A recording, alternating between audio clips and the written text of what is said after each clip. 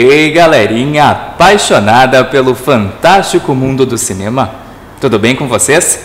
Comigo tudo ótimo. Quarta-feira chegou e mais uma vez a gente está aqui reunidos para bater aquele papo pra lá de especial sobre alguma obra da sétima arte aqui no meu, no seu, no nosso Arte 7. E o programa de hoje vai ser totalmente destinado aos baixinhos aí de casa. Mas eu até me arrisco a dizer que os altinhos vão adorar o filme que a gente vai comentar, por ele ser uma obra que segue viva no imaginário até mesmo dos nossos avós, por ser um dos primeiros longas-metragens lançados na indústria cinematográfica. A história dele conquistou e ainda conquista muitas gerações.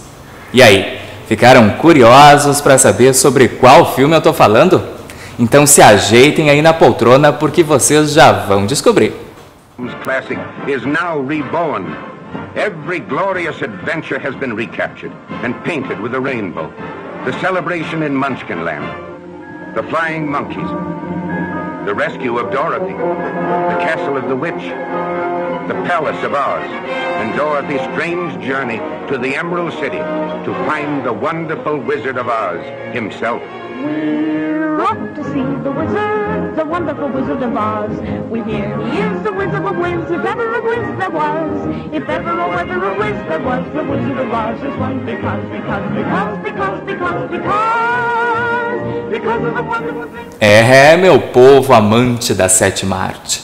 Hoje o Arte 7 vai mergulhar na fantástica história da Terra Encantada de O Mágico de Oz. Esse filme americano lançado em 1939 nas telonas dos Estados Unidos. Então corre lá e prepara aquela pipoquinha bem gostosa, chama a criançada para a sala, porque o Arte 7 já está começando e olha, vocês não vão ser loucos de perder, né? Many, many miles east of nowhere lies the amazing land of Oz, a magnificent empire created in the mind of a man who wrote a great book about it. Like wildfire in the wheat field, the fabulous tale of the Wizard of Oz spread from town to city, to nation, to the entire world. Although the Wizard of Oz has captivated the children of 4 generations and fired the imaginations of those youthful adults who have never grown old, although 10 million copies of the book have reached eager hands and eager hearts, no one has dared the towering task of giving life and reality to the land of Oz and its people. Every delightful character of L. Frank Baum's classic is now reborn. Every glorious adventure has been recaptured and painted with a rainbow. The celebration in Munchkinland, the flying monkeys, the rescue of Dorothy, the castle of the witch, the palace of Oz, and Dorothy's strange journey to the Emerald City to find the wonderful Wizard of Oz himself. We're off to see the wizard, the wonderful Wizard of Oz. We hear he is the Wizard of Wiz, if ever a Wiz there was. If ever or ever a Wiz there was, the Wizard of Oz is one because of the wonderful things he does. We're off to see the wizard, the wonderful Wizard of Oz.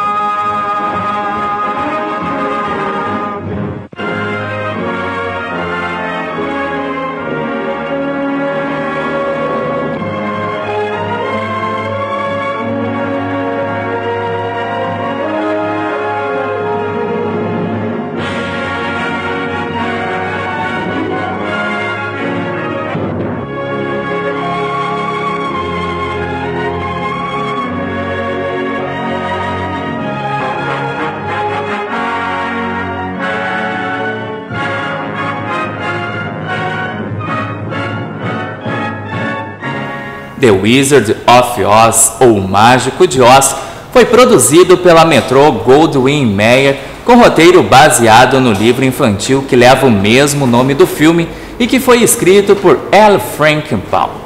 É estrelado por Judy Garland vivendo Dorothy, Frank Morgan interpretando o Mágico de Oz, Ray Bolger vivendo o Espantalho, Jack Haley na pele do Homem de Lata, Bert Lahr como Leão Covarde, Billy Burke como Glinda e Margaret Hamilton vivendo a Bruxa Má do Oeste.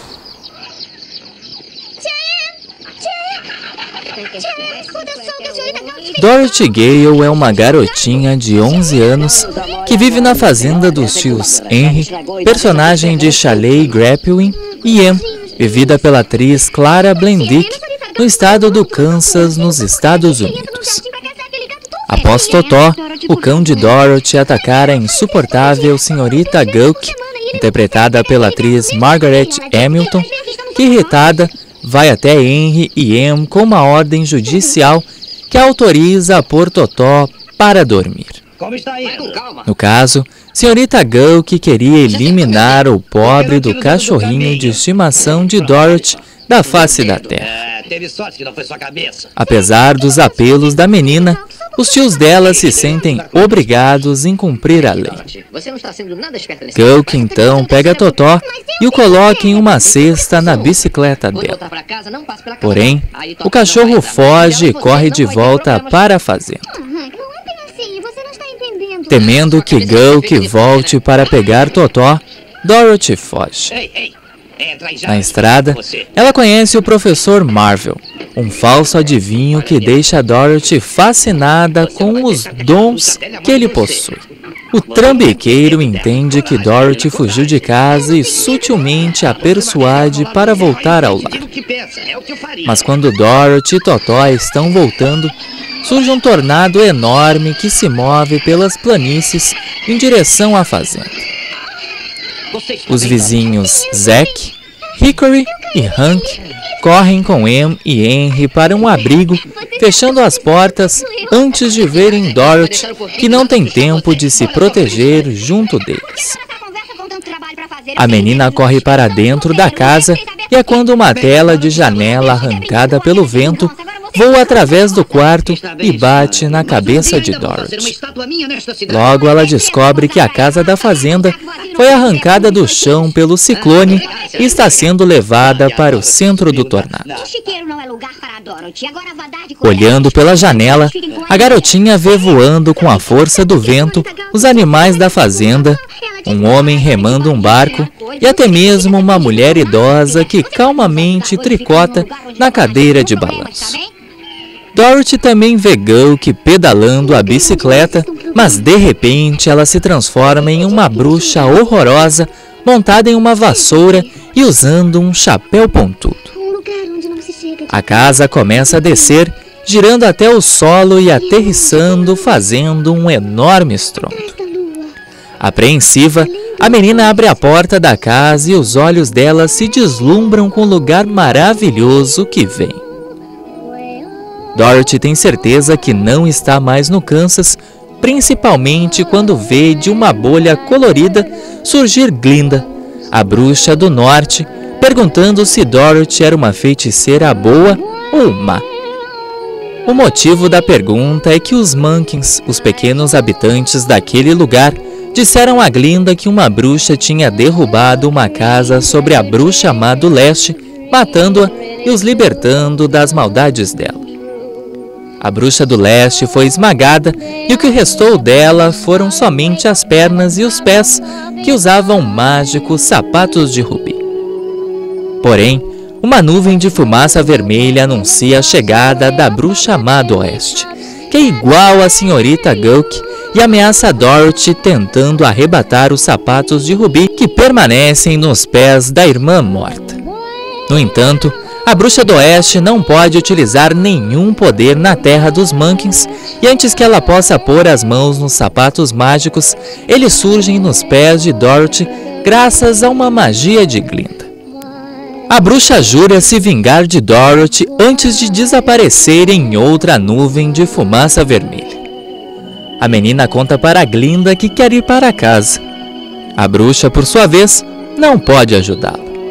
O único que tem poder para isso é o grande e todo-poderoso Mágico de Oz. Dorothy, então, busca a ajuda dele na cidade de Esmeraldas, onde ele reside. Glinda aponta para ela a estrada de tijolos amarelos e lhe diz para seguir aquele caminho para chegar até a casa do mágico. Antes de partir, Glinda diz para Dorothy nunca tirar os sapatos. No caminho, a garotinha conhece um espantalho que deseja ter um cérebro E como Dorothy visitará um mago, ele pode ajudar o espantalho. Assim, os dois resolvem viajar juntos. Mais adiante, a dupla encontra um homem de lata que anseia ter um coração. Então, os três passam a viajar juntos. Logo depois, o trio se depara com um leão covarde que quer ter coragem. O animal se junta à trupe e o quarteto fica mais do que determinado em achar o Mágico de Oz.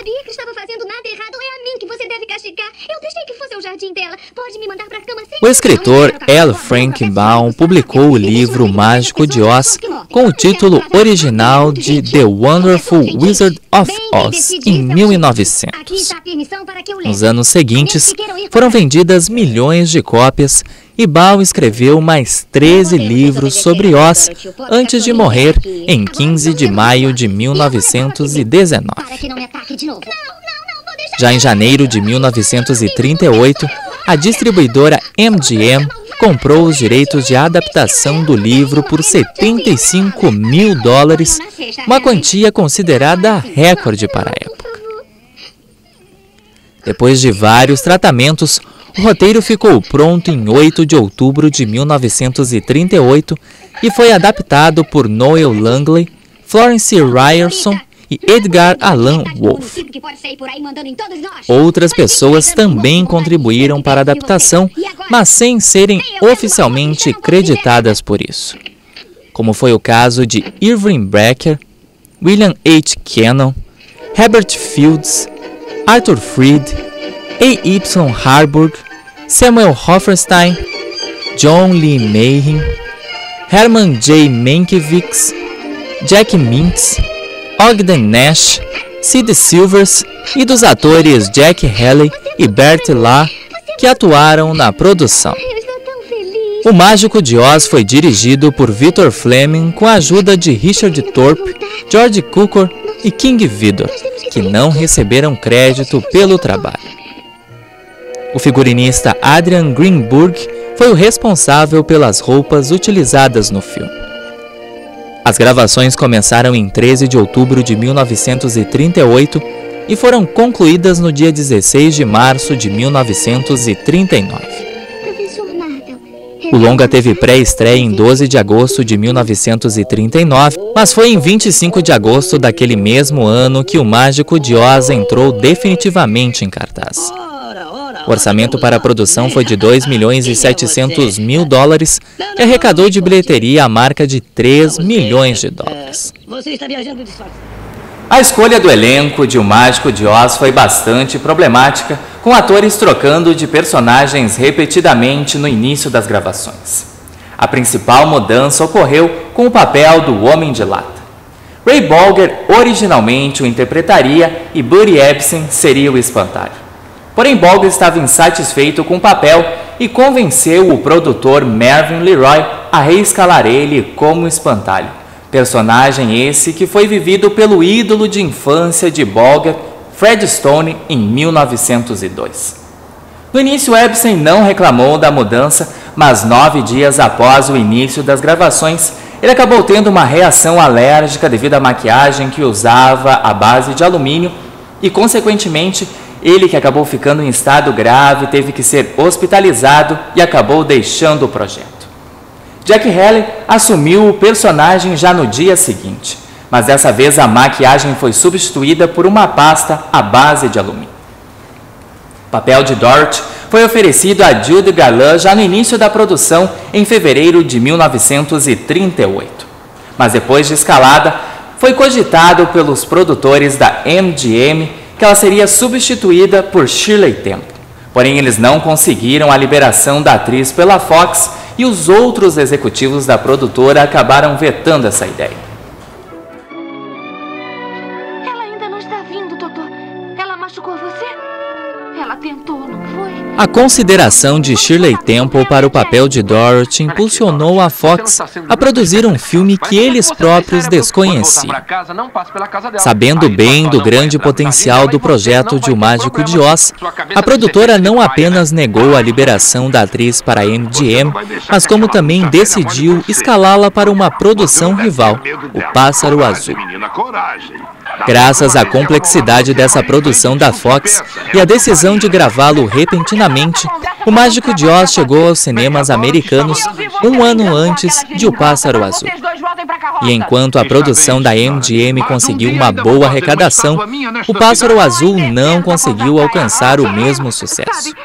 Originalmente, Gayle Sondergaard foi escalada para o papel da bruxa vilã, mas a atriz ficou insatisfeita quando a personagem deixou de ser uma feiticeira levemente glamurosa e tornou-se uma bruxa de aparência feia.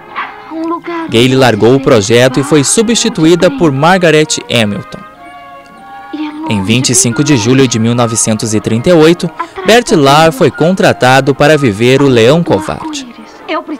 12 de agosto de 1938 foi o dia em que Charley Gapwin foi escalado para o papel do Tio Wayne.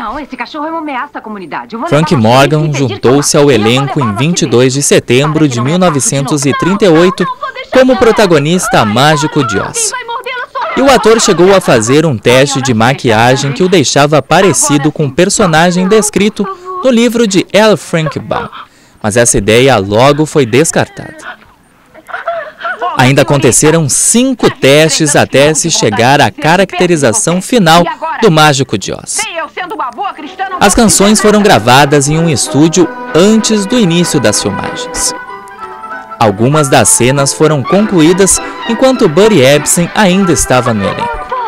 E mesmo tendo abandonado o projeto, a voz do ator permaneceu no coro de We're Off to See the Wizard. E é bem fácil identificá-lo. O filme começou a ser rodado sob a direção de Richard Thorpe, mas o diretor acabou sendo demitido após algumas cenas já terem sido gravadas. E nenhuma delas foram utilizadas na versão final do filme, já que a produção considerou o trabalho de Thorpe insatisfatório. George Cukor foi quem assumiu a função. Ele mudou a maquiagem e o figurino de Judy Garland e Margaret Hamilton. Isso significou que todas as cenas das atrizes precisariam ser regravadas. Porém, Cukor tinha um compromisso anterior com o filme e o vento levou e deixou o projeto no início de novembro de 1938, deixando o cargo para Victor Fleming. Ironicamente, Fleming substituiu George Cukor novamente, agora na direção de O Vento Levou.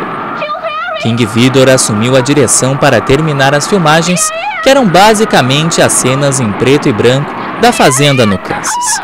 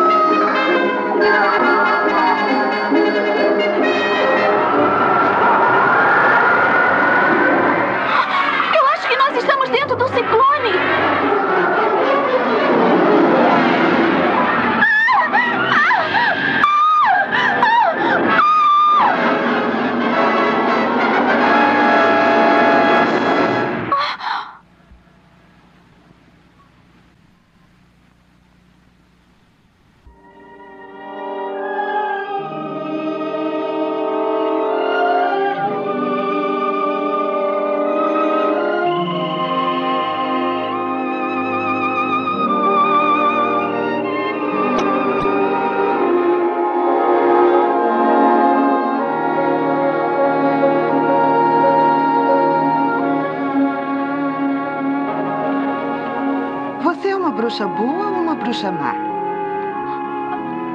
Quem? Eu? Eu não sou nenhuma bruxa. Eu sou Dorothy Gayle, do Kansas. Eu estou um pouco confusa. Os anõezinhos me chamaram porque uma nova bruxa tinha acabado de jogar uma casa em cima da malvada bruxa do leste. E aqui está a casa, e aqui está você. E isso é tudo que resta da malvada bruxa do leste. Eu sou Glinda, a bruxa do norte. Você? Só as bruxas mais são feias. Os anõezinhos estão felizes porque você os libertou da malvada bruxa do leste. Nós lhe agradecemos demais. O roteiro de O Mágico de Oz foi escrito para que o ator W.C. Fields interpretasse o personagem título da história. Mas antes que essa vontade se tornasse explícita, o diretor Mervyn LeRoy procurou Ed Wynn, que recusou o papel mesmo sob a oferta de um salário de $75 mil.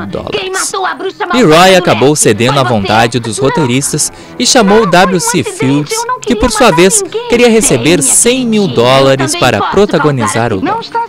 Então foi a vez de LeRoy recusar a oferta. Os produtores de O Mágico de Oz chegaram a cogitar a hipótese de usar um leão de verdade no filme, apenas com a voz do animal sendo dublada por um ator contratado. Muito bem. Bert Lahr, que acabou vivendo o covarde rei da selva, utilizou uma maquiagem tão bem elaborada que o impossibilitava de comer alimentos sólidos, sob o risco dela ser desfeita. Isso fez com que o ator acabasse se alimentando de sopas e shakes durante boa parte das gravações. Aliás, ainda falando de dublagem, várias vozes dos Monkeys foram dubladas por cantores profissionais, já que muitos dos intérpretes dos fantasiosos personagens não cantavam ou sequer falavam inglês corretamente. Apenas 2 deles possuem a voz original dos atores que o interpretaram e são os que entregam a Dorothy um buquê de flores logo que a menina chega à cidade encantada de Oz. Você acha que se eu fosse com você, esse mágico podia me arranjar? Uma mudança foi feita na caracterização da personagem da Bruxa Má do Oeste, que no livro tem apenas um olho, enquanto no filme a vilã possui os 2. E Margaret Hamilton, que interpretou o papel, teve que ser afastada dos sets de gravação por mais de um mês, após ter se queimado seriamente enquanto filmava a cena do desaparecimento da Bruxa Má do Oeste da terra dos Monkeys. Vamos lá, bota aqui. Outro corte no elenco de O Mágico de Oz foi a dos atores Betty Haynes e Kenny Baker. Os dois interpretariam a princesa Betty de Oz e o seu amante e chegaram até mesmo a gravar uma das canções do longa junto com Judy Garland. Mas por conta das várias revisões de roteiro pelas quais o filme passou, Betty e Baker acabaram ficando de fora do elenco. E vocês sabiam que a estrada de tijolos amarelos inicialmente seria verde? Pois é. A troca aconteceu depois de uma das paralisações nas filmagens, quando ficou definido que a cor amarelo seria a melhor a ser utilizada em um filme feito com Technicolor. Por que você não vem conosco? Os cavalos do palácio da cidade de Esmeraldas foram pintados com cristais de Elwood. As cenas em que os animais aparecem tiveram que ser gravadas rapidamente a fim de evitar que eles lambessem a pele e removessem a tintura. Uma outra versão de Over the Rainbow chegou a ser feita por Judy Garland na sequência quando Dorothy estava presa no castelo da Bruxa Má do Oeste. Porém, a cena acabou sendo cortada na edição final do filme devido ao fato de Judy ter começado a chorar espontaneamente durante a realização da cena, que tinha uma carga dramática muito pesada. O Mágico de Oz concorreu a 6 categorias na premiação do Oscar em 1940, sendo elas Melhor Efeitos Especiais, Melhor Fotografia, Direção de Arte, Melhor Filme, Canção Original e Banda Sonora, vencendo apenas nessas 2 últimas colocações. O longa também foi até a França em 1939 disputar a Palma de Ouro no Festival de Cannes, mas infelizmente não trouxe o troféu para casa. E a Warner Bros. Foi a responsável pelo relançamento de O Mágico de Oz nos cinemas americanos em 1998, quase 60 anos após a primeira estreia do longa nas telonas. Me dá ele, por favor. Mas é claro, assim que me der os sapatos. Pode ficar com os sapatos, mas me dê o totó. Eu sinto muito, eu não quis fazer isso.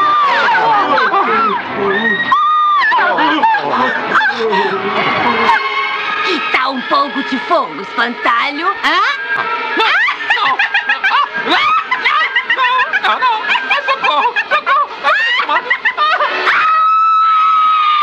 Sua menina idiota!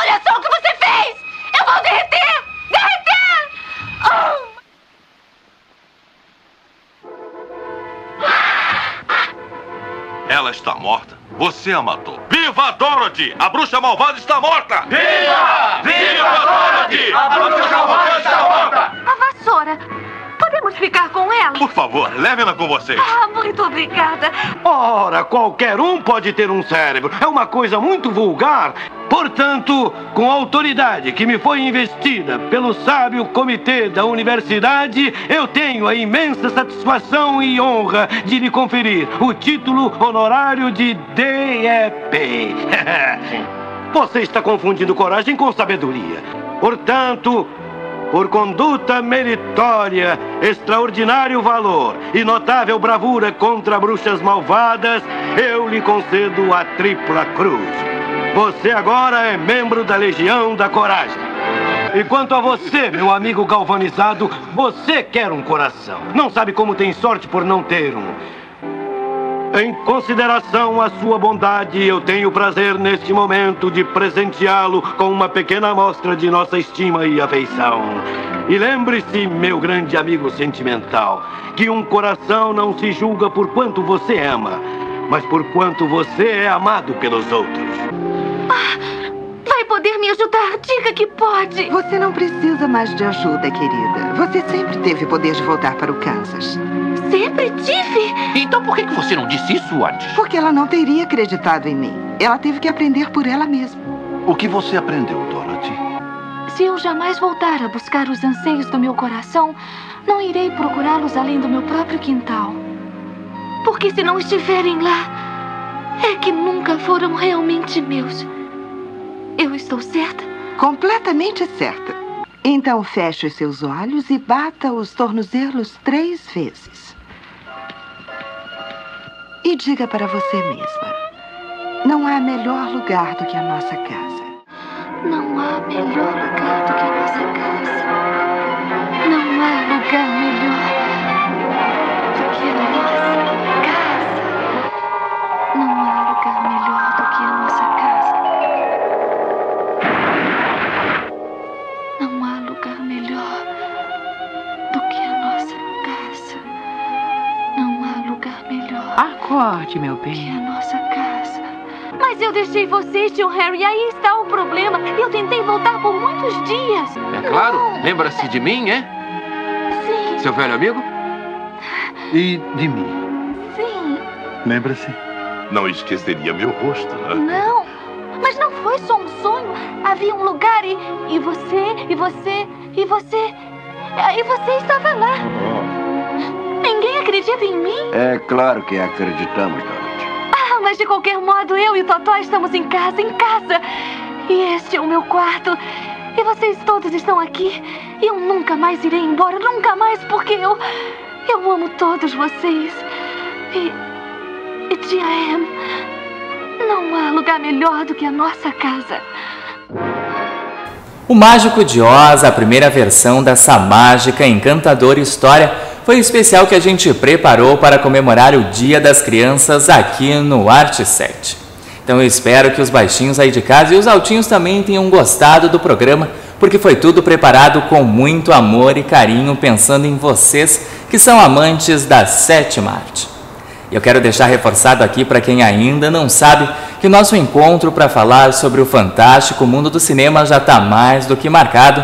É quarta que vem às 10 da noite, canais 20 da Blue e 23 da NET, ou pelo site conecta.tv.br. Vê se não vai esquecer, hein? Então até lá, beijo, tchau.